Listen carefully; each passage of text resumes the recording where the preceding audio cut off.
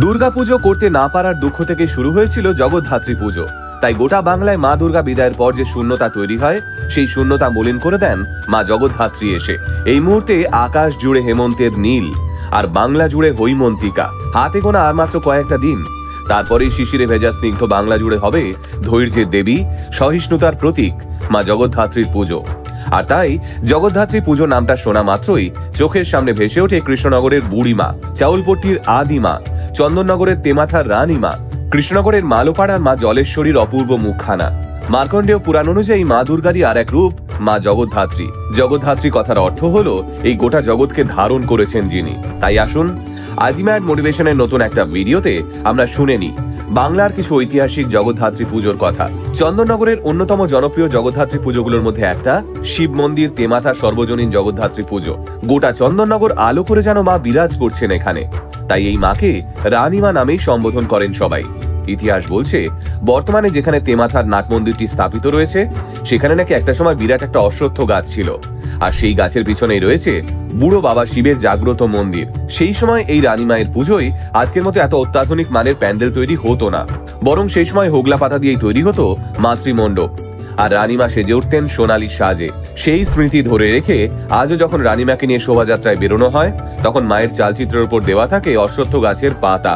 আজ আপনারা এই রানীমায়ের সঙ্গে তার বাহন রূপে সিংহের যে রূপ দেখতে পান, প্রথম দিকে সেই রকম সিংহ থাকতো না মায়ের কাছে, বরং এই তেমাথার রানীমায়ের সিংহের রূপটাই ছিল অন্যরকম, যার দরুন রানীমা সবার থেকে আলাদাভাবে আসীন করতেন গোটা চন্দননগর আলো করে। শোনা যায় ফরাসি উপনিবেশের সময় এই চন্দননগরের মা জগদ্ধাত্রী সেজে উঠতেন ডাকের সাজে। একমাত্র এই জ্যোতির মোড়ের শিব মন্দির তেমাথার জগদ্ধাত্রী মা সাজতেন সোনালী জড়ির কাজে, যাকে এক ঝলকে দেখলে মনে হবে যেন রাজরানী বসে রয়েছেন।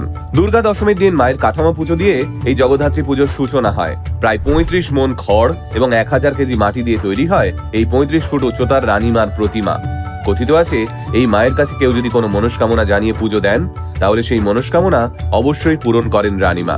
যদিও এই রানীমাকে দর্শন করতে হলে আপনাকে মাথা উঁচু করেই তার দিকে তাকাতে হবে। তাই এই বছর জগদ্ধাত্রী পুজো এই রানীমায়ের দর্শন করতে কিন্তু একদম ভুলবেন না।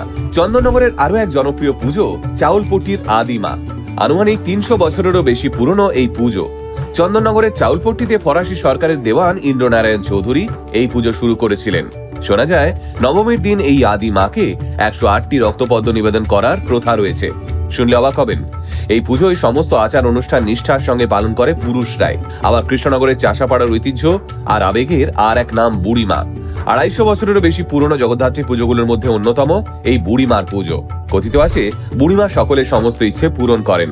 এখানকার প্রতিমার বৈশিষ্ট্য হলো প্রায় ৭৫০ ভরিরও বেশি সোনার গয়নায় সাজানো হয় বুড়িমাকে। আবার হুগলির ভদ্রেশ্বরে তেঁতুলতলার জগদ্ধাত্রী পুজো বিখ্যাত পুজোগুলোর মধ্যে একটা। কথিত আছে এই তেঁতুলতলার জগদ্ধাত্রী মাও খুব জাগ্রত।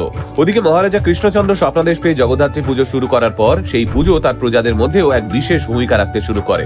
সেই সময় রাজা কৃষ্ণচন্দ্রের বাড়ির পুজোর বিসর্জনের কাজের সঙ্গে যুক্ত থাকতেন মালোপাড়ার বাসিন্দারা।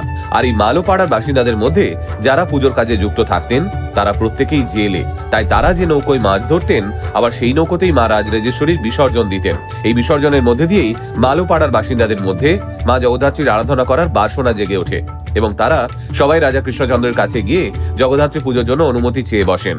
রাজাও অনুমতি দেন পুজোর, এবং পুজোর চাঁদা হিসেবে ১৫ টাকা দেন মালোপাড়ার জেলেদের হাতে। আর তারপরেই শুরু হয় কৃষ্ণনগরের অন্যতম পুরনো পুজোগুলোর মধ্যে একটা মালোপাড়ার মা জলেশ্বরীর পুজো। আজও নাকি সেই রাজবাড়ি থেকে ১৫ টাকা চাঁদা এলে তবেই এই পুজো শুরু হয়। তাই কৃষ্ণনগরে জগদ্ধাত্রী পুজোয় গেলে অবশ্যই দর্শন করবেন মালোপাড়ার মা জলেশ্বরীকে। এই মা ধুনো পোড়ায় তুষ্ট হন, তাই এই পুজোর অন্যতম অংশ ধুনো পোড়া। তবে গোটা কৃষ্ণনগর, ভদ্রেশ্বর, চন্দননগর মিলিয়ে অসংখ্য ভালো ভালো জগদ্ধাত্রী পুজো হয়, যা হয়তো সবটা একটা ভিডিওতে বলে ওঠা সম্ভব নয়। তাই আপনারা প্রত্যেকের পাড়ার জগদ্ধাত্রী পুজোর কথা আমাদের কমেন্ট করে জানাবেন। তাহলে এই পরিবারের বাকি সদস্যরা সেই সব ঐতিহাসিক পুজোর বিষয়ে জানতে পারবে। সকলে খুব ভালো থাকুন, সময় ভালো কাটান।